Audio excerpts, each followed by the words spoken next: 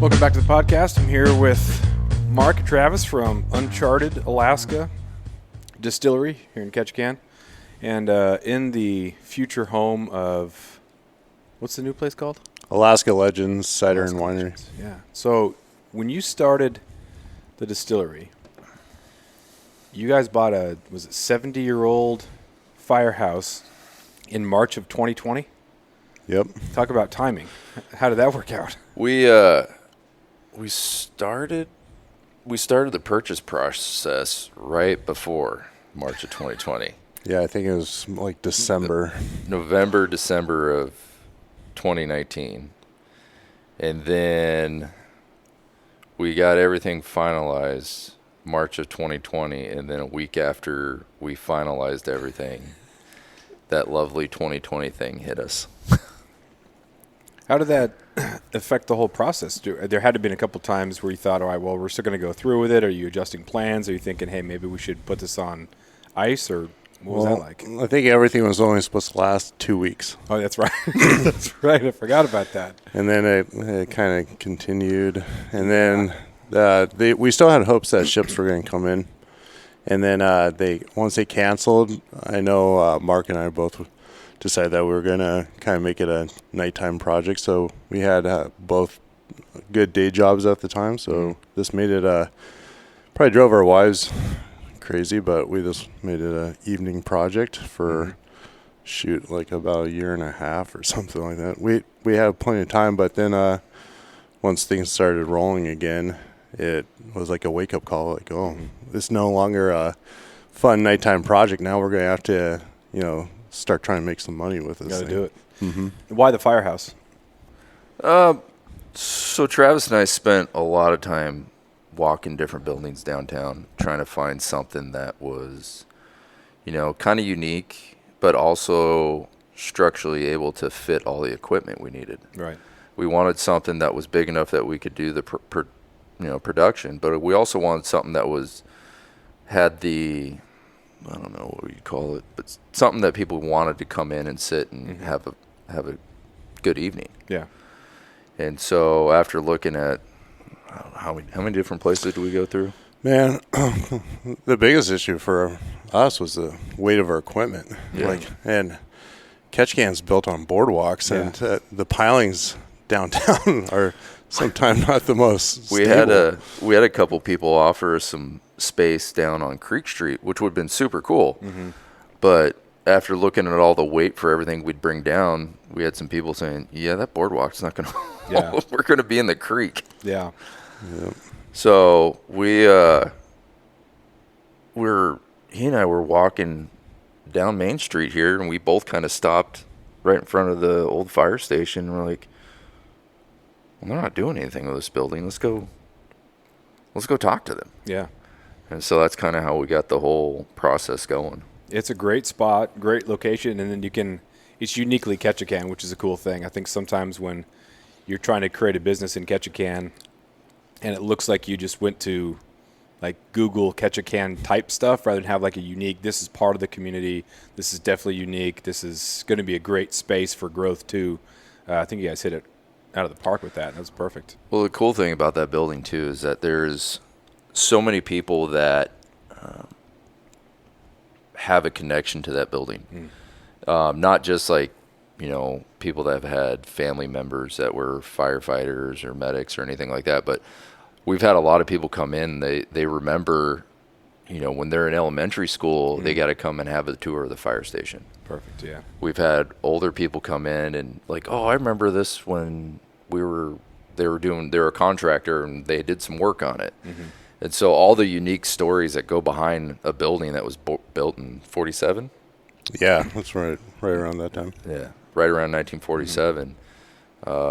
We even have my uncle was he 87 now? He remembers, pouring concrete around here when that place was going. That's awesome.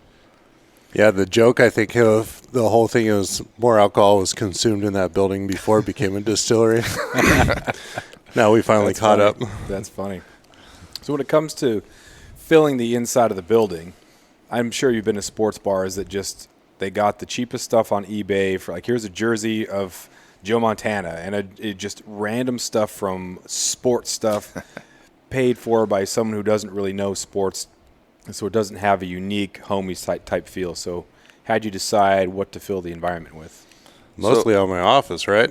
I Yeah. mean, like, I was the fire chief over at the airport at the time, and I had been getting donations from other fire chiefs, and we were like, oh, we're in a fire department. What's this? You know, it's a inexpensive way to decorate the building. And our goal was to do this Alaska theme out there. We wanted to make it an Alaska distillery. We have all these tourists coming up here that want to see Alaska. And we totally had to 180 it because people weren't here because it was Alaska. I mean, they're here because it's Alaska, but they wanted to also see the fire department side of it. So instead of doing like, you know, our bear or whale and stuff like that, people are asked to say, hey, my brother, my cousin, whatever, is a firefighter down in New York or California. They want a sweatshirt or something that says fire department and Alaska in it.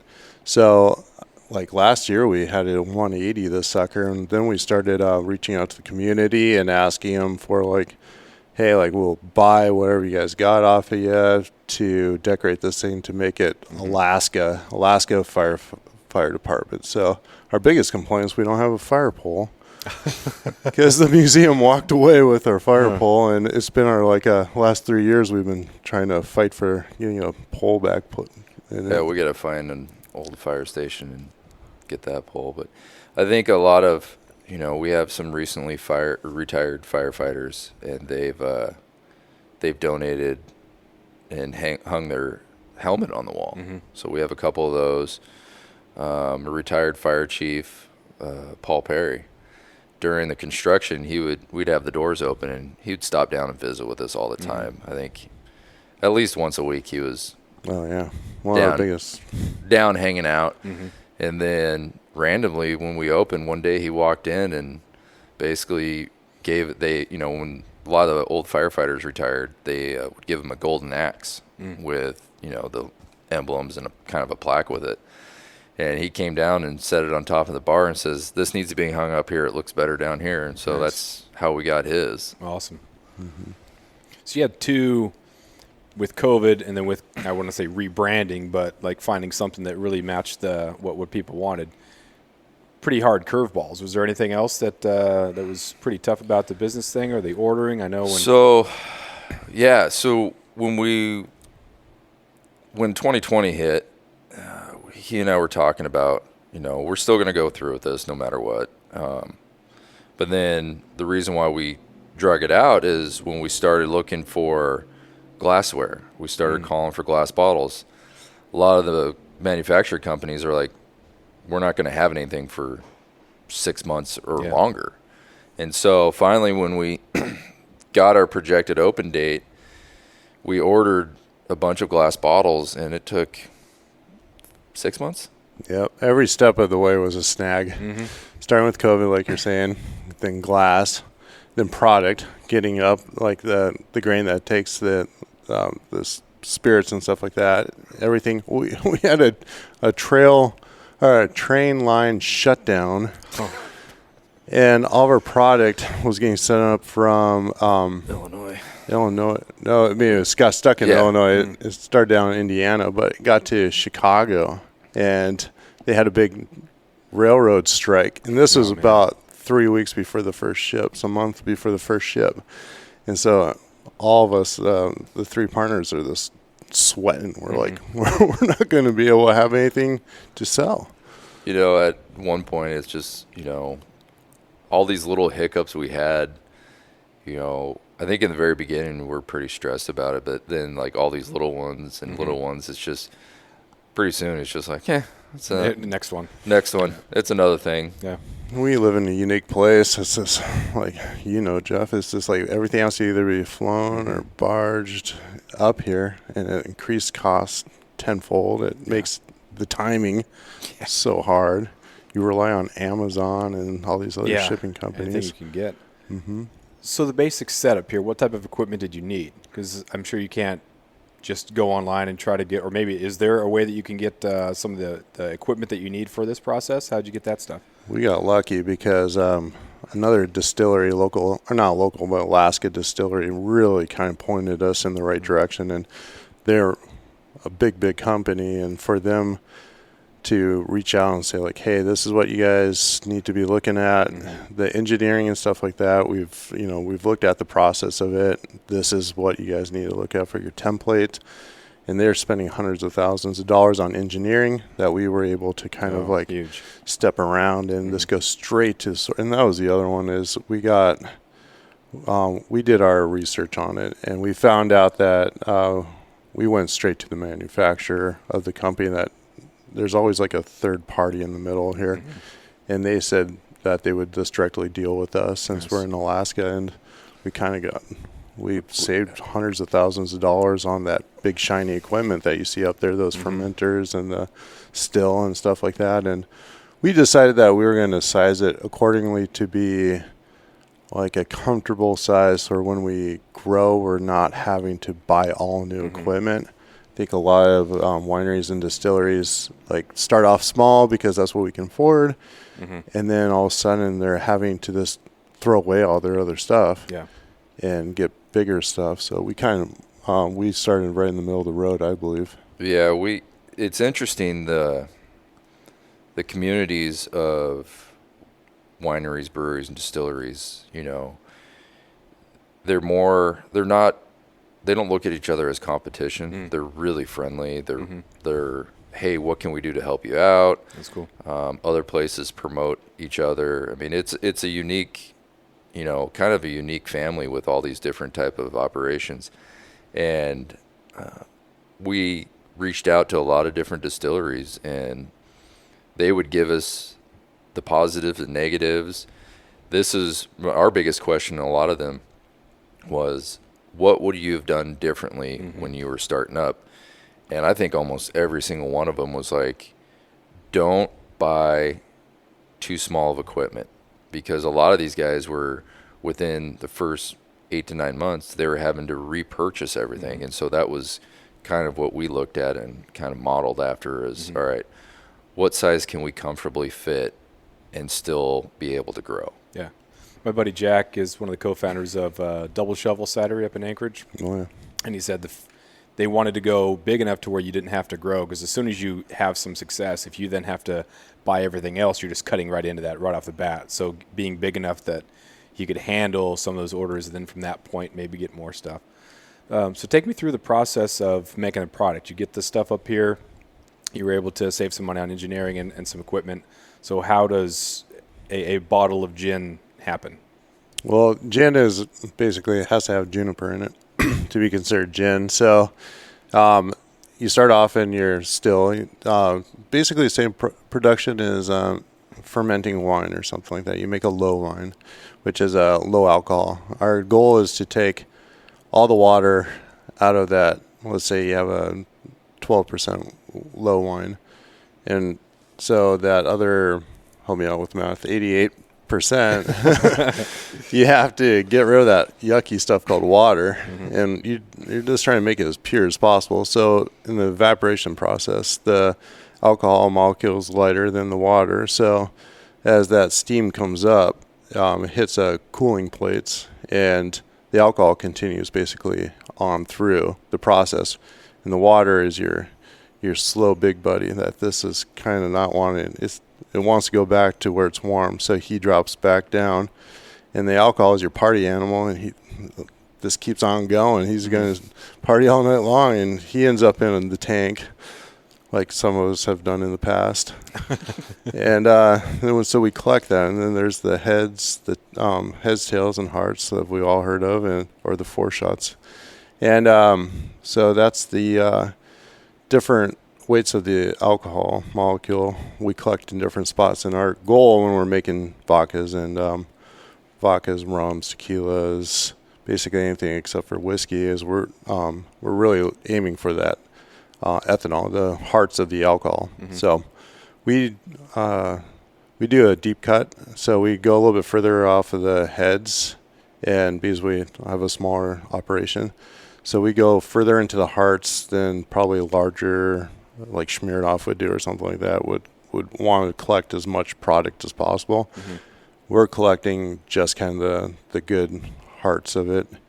And it separates our alcohol because we're getting rid of a lot of the tails and the oils and stuff like that. And this collecting the good parts of the alcohol. And then when we're doing the gin, it's this basically the same thing, but it's like making a cup of tea, and we're taking floral flavoring, like juniper or elderflower, or basically any dried thing that we can get our hands on. And we're taking that alcohol steam and we're sending it through that. And it's just flavoring just like you would make a cup of Earl Grey tea at home. Okay. And where do you get that stuff initially? Well, Mark and I and Jack, we started off by going out to the bogs around here, North Point Higgins School. Nice. And luckily we have children with little tiny fingers, because I don't know if you've seen those little bog juniper berries around here. Yeah. But they're tiny and they are surrounded by little prickly leaves. So collecting that stuff takes little fingers to do, but we're trying to keep as much like Alaska Rose and stuff like that. We're trying to keep as much it's impossible though for how much you need. So a lot of it's ordered. Mm-hmm. And it's nice to have at least a little bit of a local thing. Some people just look at the margins, what's the cheapest stuff that we can get here so that we can make a lot of stuff and make as much money as possible. And you can sense that in the business, in the quality of the product and everything. But that attempt to make it as quality as possible, as local as possible, I think really it's pretty obvious. Yeah, our goal is to kind of have a local flair on everything that we do, between the winery, cidery, and the distilleries. To kind of have like our own flavor to it. So, how long does that process take? Start to finish, we're constantly cooking. So, it's probably like a total of 3 weeks to a month to have everything start to finish, and then into the bottle. Okay. So it's not a long process. It's not like aging a bottle of fine red wine for 20 years. Or the trouble though is whiskey. So, and like Mark was saying, like Paul and these guys are just always pushing us. Hey, when's that whiskey going to be released? When's this? You're like, it's got to sit in there for more than a week or two. Yeah. So you're looking at 3 years to 5 years for whiskeys, and we're releasing our first one. We got started right away. As soon as we got our liquor license, we ended up just putting as much sorghum whiskey and corn rye, like a 70-30 mixture of corn rye, into barrels, so that it's just now it's a waiting game. Mm-hmm. And on December 1st, we should be releasing our first about 300 bottles. Nice. Mm-hmm. You excited? Nervous? Excited. It's pretty good. Yeah. Yeah. I'm not a whiskey drinker by far, but it's really good. And then we got some tequilas we're working on. That should be coming out. Yeah, that's the kind of cool thing. Mark's a tequila drinker. I'm not. I'm a whiskey drinker. He's not. So it's like we can compliment each other off of these things. But like we both find is like you get home at the end of the day and you're just like taking small sips of this stuff, and you just have like no need to do any more. You're kind of like the party pooper now on the Friday and Saturdays, because you're like we live around this stuff. Yeah. So does this open? This is the second location, which is just kind of kitty corner around. When does this thing open? Is that also open on December 1st? December 1st. Yeah, it's going to be a busy day for all of us. So we got, we're trying to get more of the community events down here at both of our locations. Now that we have 2 locations. So this year we're looking at Christmas parties and art bazaars and stuff like that. We're limited with our license to what we can't have entertainment or anything like that. So we have to get a little bit creative with what we can do in our space to draw people in. Mm-hmm. There isn't really a space in Ketchikan for that. And was there a part of you that thought, all right, we're going to open up an establishment that has alcohol. How do we prevent this from being like a seedy bar type situation? Not to disparage anything about any of the local bars, but I think definitely the atmosphere in here is completely different. Just the way we decorate it, lighting, and the product type, I think has brought in different clienteles. And we wanted something downtown that was more available and available to the community. So we have people constantly calling us, hey, can we use this space for this? Can we, we're doing the Winter Arts stuff down here. We have First City players using the distillery for stuff. And so we wanted it more so, it brings more local traffic in as well. Mm-hmm. The community meeting piece is a huge one too. That kind of, especially this time of year, so it's not just something that is open very limited during the winter, because that's got to be a concern. Mm-hmm. Obviously, you can make a lot of money during the summer with all the traffic, people coming through, 14,000 people a day on some days off the cruise ships. But during the winter, it can be a little bit more difficult. So that angle is pretty. It's pretty trickier in the wintertime. We get creative on what we can do. I mean, like I said, our license limits us on a lot of things, but we've gotten creative on, using the space. This winter, we have Santa's de Kitchen opening up in the distillery, so we'll have food up there. Like in the distillery or like next to it, or in the distillery. Nice. So she'll be serving food. Yeah, I think that'll help out a lot for the local crowd, so they can get dinner and a drink. Mm-hmm. And it help Santa out too, because she was looking for a space and couldn't really find anything that would fit what she wanted to do. And I think she came in and was talking with Travis, and he's like, "Here you go." Yeah, Nice. take the spot. I mean, we get number one request is food. Number two is like, what beers do you have on tap? Yeah. So how do you, what's going to be the difference between the two locations? Is it going to be a pretty similar theme, or what's going to be, why would someone go to one over the other, or why would someone want to visit both in one They're day? pretty, like, they're pretty opposite almost. It's like this location, we hired a new marketing type of design person. She was an outdoor, she made like sleeping bag designs and so like an REI style. Mm-hmm. And she designed the interior layout of this place, so it had more of like a warm, hangout, casual place. The distillery is more of an industrial to me, firehouse, and we want to play off of both themes. But you're absolutely right. It's like there needs to be a place in Ketchikan. We felt like that was kind of this doesn't feel like a tavern really, more of a casual, warm place to hang out. Best way to describe both these locations is like an adult beverage coffee shop.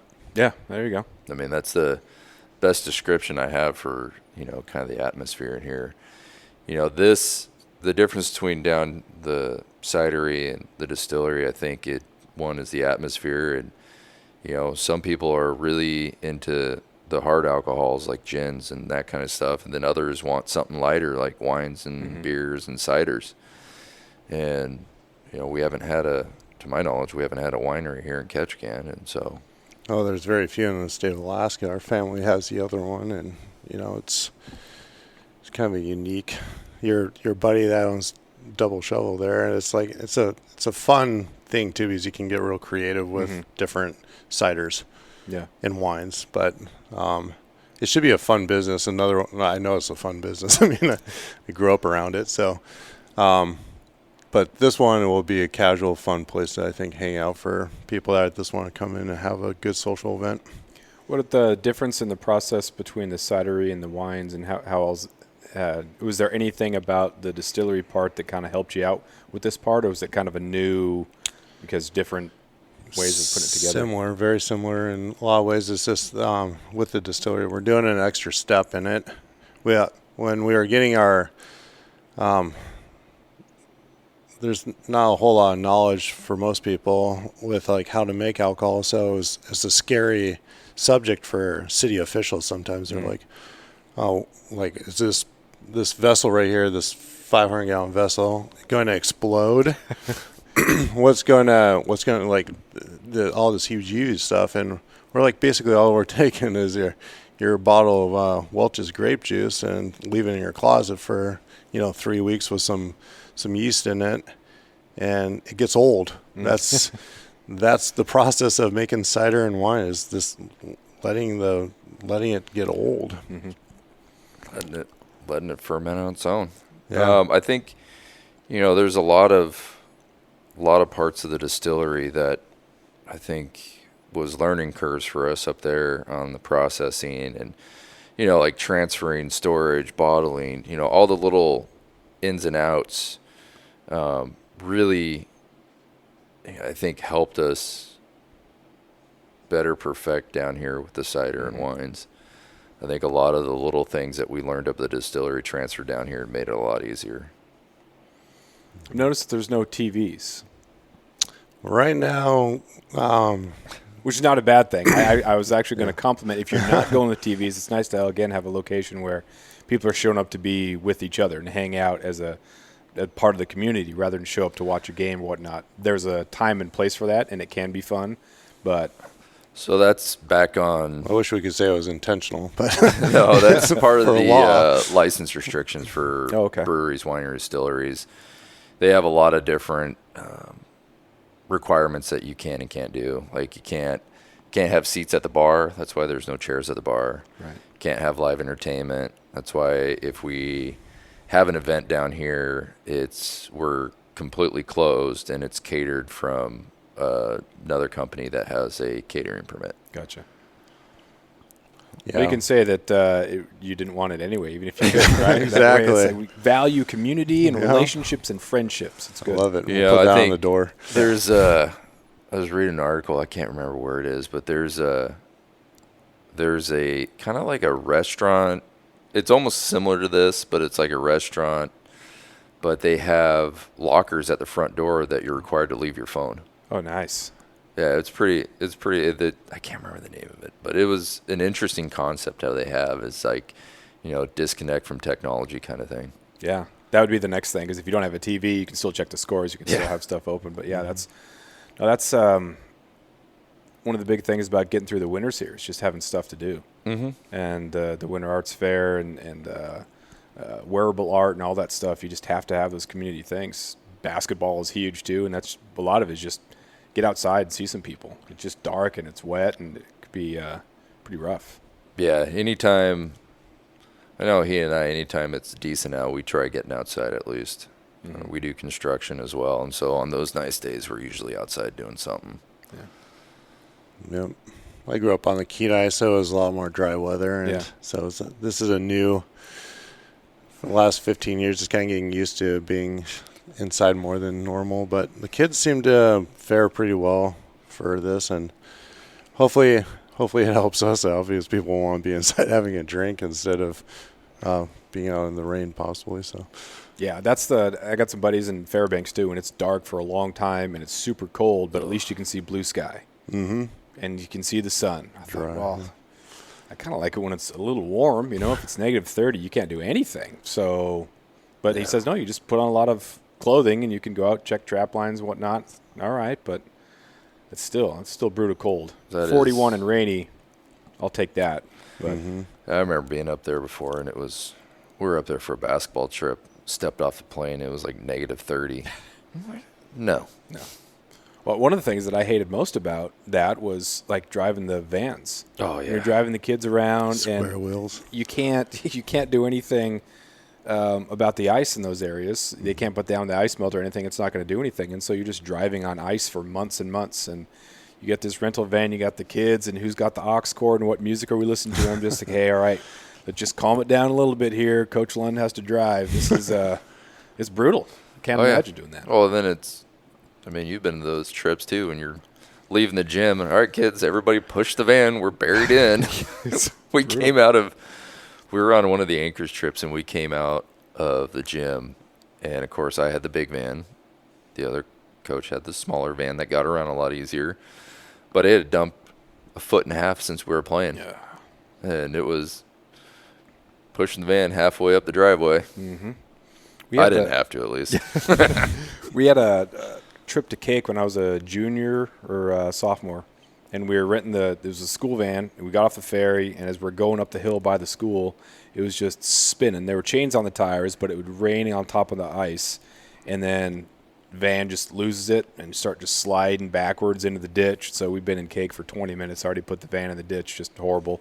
Had to get up to the school, hiking up there. It's horrible. Do you play sports in I did, but I played up in Homer for Okay. baseball and football and stuff, and everything was you drove there though. Yeah. Here it's very unique. My kids are in high school now, and they're learning that you have to take a ferry or fly. I mean, my kids probably have more air miles than I do. Yeah. That's one of the things I miss about coaching is the miles. Yeah, exactly. MVP gold. Yeah, yeah. Well, it's unique too because, like, you know, not just for like business-wise, unique for Southeast. Like we're just talking now, sports. Everything is unique to Southeast Alaska, even compared to, you know, up in Anchorage area, you know, the Valley. Even Juneau's got different than. Basically, I would say Juneau down is completely unique for shipping, for airfare, for flying. I mean, you gotta learn how to live and travel in Southeast and order and shipping. And that can be one of the good rallying points. And one of the reasons why these communities are so strong is that, you know, you grew up staying at the school in Wrangell or in Petersburg or something, or being housed out at someone's house. I remember over here for wrestling, I got housed out at Fama's place. And now I'm teaching with Fama. You know, it just like comes full circle. And I remember just you may have those memories. And so like your high school isn't just your high school. It's kind of all of Southeast because you spent so much time together, and that makes it that much more tragic when something bad happens, like the slides up in Wrangell. It just rips your heart out. But also, again, a good way to and a reason to live here. When people ask about why we live here, why we endure all that winter, it's like, well, it can be a really, really good, healthy place. Yeah, 100%. You have to have community support.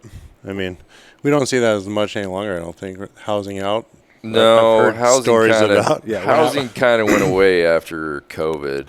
But you get the long-term, like Jeff's saying, long-term family relationships that have extended from you. I've got friends that I've met, like not just here, but we used to go down to Rupert a lot for sports. And so like several years in a row, I'd stay at the same family down in Rupert. And, you know, the coach down there he was a great guy. But, I mean, it's just you build all these relationships from traveling in sports and staying either at the school or with housed out. And I think, you know, that part of what makes Southeast. But the other thing too is that like a lot of these communities they're great communities to be in because everybody kind of lends a hand and helps. And it's those areas that like you can let your kids be outside and not worry about it. I remember he and I both lived in Phoenix for a long time. Yeah. When we were younger, we didn't have kids, but I remember it's like, I don't know why, like you wouldn't be, I mean, it's just different. Yeah. It's really helped out actually for our distribution. We found out it's like all these small communities because we're trying to stay in the Southeast Alaska right now. But like we'll have a meeting and say like, hey, we got to go Wrangell. Who do we know? Yeah. You know, especially when you're a small business, we don't have money to be, you know, staying at the Marriott in Wrangell or the Ritz-Carlton. Yeah. And so it's like, who do you know? And Mark, thankfully, it's related to half the community. So it's like, oh, I'm related to this person in Juneau, so you're going there. And I have a friend in this community, so I'll go there. And it's a lot of couch surfing on distribution right now, but it's the only way we can really financially grow our business at this point. Yeah. And what's nice is that the first year and a half, we were really stuck to, you know, providing and selling in Ketchikan. I think we're carried at a majority of almost all the liquor stores. I hope so, yeah. I think we're all the liquor stores now, a lot of the bars. And now we're starting to branch outside of Ketchikan because we went and did a couple events before in Juneau and in Sitka. And, you know, they keep hearing about us. I don't know if that's because the first year we were open, all the boats that were coming up, they're like, where are you going, Juneau? Here, go put this at the Nice. distillery. Perfect. Yeah, free stickers. Free stickers. You got to go drop the stickers off at a certain distillery. But, yeah, so as soon as we started branching out, everybody had already heard about us. And so now we're starting to distribute in these areas, and we've had a lot of good feedback. Nice. So what's next? You got the big opener here on December 1st. Whiskey comes out on December 1st. Next year, 2 years, 3 years. Do you have a plan, growth? Just We're trying to hit all the alcohols. That's our goal. We like having a good product, but it's also fun to have them all. So, and we have the capability of doing it. So we're gonna we got tequila, like Mark's saying, we're releasing really soon. Whiskey 1st of December, and then I think what's next is going to be rum, and then it really kind of makes a full bar up there at the distillery. Like you can pretty much order anything, and then distribution, of course. But we're lucky in Alaska. We're we're legally allowed to distribute ourselves. A lot of places don't allow distribution. You have to use a company to distribute, but so we're focusing on Alaska. We'll get into Anchorage and Fairbanks in January. We revamped our whole bottle look.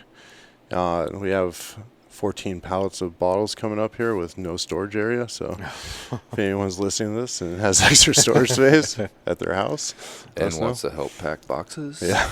So we're going to do more of a commercial look. We found out right away. We reached out to the bars and the liquor stores and said, what would make us stand out better? And they're like, the bottle is beautiful. It's got this big killer whale or a bear on it, but you can't see it next to all the other vodkas up there because it's a clear bottle.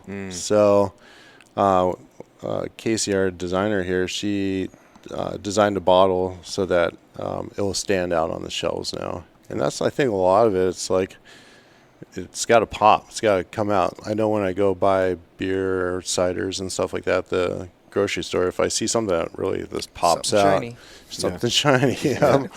I mean, that goes with most of us guys, really. It's shiny. Yeah. Yeah, I think, it's funny because everybody kind of laughs at Travis and I because, every year they come down, like, all right, what are you guys doing this year? I don't know. We're just going to... 5 LLCs the last 2 years. I mean, we have an e-bike company now. Oh, nice. So... That's hopefully we're going to do that in the summertime because that has been a big request that we ordered all the e-bikes trying to hit this summer season, but it just shipping and logistics of it didn't get up here till the end, so we're kind of waiting. Tell them about our insurance. Oh, yeah. That was the other thing is that we were going to rent the e-bikes out of this location down here, the cider company. We had an area set up in the corner just to, since we're down here anyway, we might as well, while we're doing construction, might as well rent e-bikes. Well, apparently the insurance company does not think it's wise to rent e-bikes with alcohol, which, looking back on it, I can see why now. You can make that. Well, they said we will, but this is going to be your price. Yeah. We're like, so they gave us okay. they gave us the price, and it was like, oh, that's why we should probably find a different area. So we're going to look for a different spot to do the rentals out of. So we got that one going. He and I pretty much work every day together, and we always come up with something different. Hey, wouldn't this be nice? We were worried about the winter, like we were talking earlier, if being dead and not having anything to do, which that's why we started construction. And it was quite the opposite. I actually found that we're so dang busy with making alcohol and stuff like that we still are doing a lot of construction, but it's definitely busy enough that's doing this stuff for a living. Where'd you both figure out all your entrepreneurial, because a lot of times people have ideas, but they don't know what to do with it or where to start. Was it, did you take a class, podcast, books? Like what's been the best to help you go down those entrepreneurial avenues? Drinking out of a fire hose. We just freaking just go for it. Come with an idea, and we sit around a desk a lot back in our own government days and be like, hey, this is a good idea, and let's this, and then it's too easy a business license and LLC. We found out that's been probably our the worst thing that happens is it's so easy to sign up for an LLC and a business license. So I think a lot of it too is that he and I spent a lot of time, like every day, talking over the ins and outs of like the distillery or the winery, you know, the ideas behind it. And so we just sit there and just Brainstorm. and it just page after page after page after page. And then, you know, I think he and I play off each other very well because we're both, I mean, both so supportive of each other. And then we go home to our wives and say, hey, this is what we want to do. They shake our head and say, whatever. Yeah, they've given up. But they're Great support for us. They kind of keep us focused. on the business aspect, though. It's like it's easy to come up with I mean, not easy, but you come up with these ideas and stuff like that. But there is so much more to it. The federal government has to do. We have to deal with TTB, the DEC, and basically any acronym out there, we're dealing with. We cover the whole alphabet. And so, like, the thought of starting up a bike company or a winery and stuff like that, it sounds like a great idea, but then it's like, logistically, you really have to spend a lot of time on the paperwork. And both Mark and I have found team members that are that's their strength. Our wives are stronger, of course, than we are. We hired people to do that. It's basically we're getting 10 cents for every dollar, but at the same time, we're playing off of our strengths. And without these other community members that we deal with, our accountants and lawyers and stuff like that, we wouldn't make a go of almost any of this. It would be too much for two, three guys to handle on our own. There's so much to it, and I think that's what intimidates a lot of people.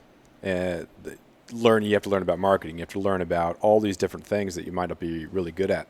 There's some students who we've kind of talked about, right? You don't have to go to a 4-year school to get a degree, but it might not be a bad idea to go get an AA, a 2-year, and learn about some business, some marketing, things like that, so you have some sort of background to kind of go along with the idea, because a great idea can also fail too. Oh, yeah. Kinda. No, and it's, you know, our biggest thing is that, you know, we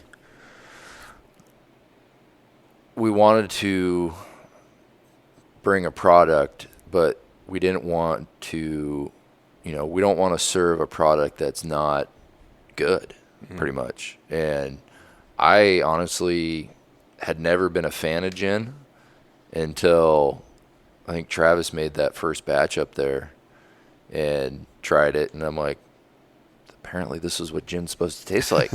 I really thought softer gins. Yeah. Not grandma and grandpa's, you stole it out of the old liquor cabinet when you like were 14. I always thought drinking gin was like, pine needles. Yeah, sucking on a pine tree. Punishment. Yeah. Punishment. I mean, it was worse than cough syrup. And so we get all these British visitors that come here, and they're like, it's okay, but you need that. They want tree that smacked in your face type. Yeah, there are definitely connoisseurs that love that type.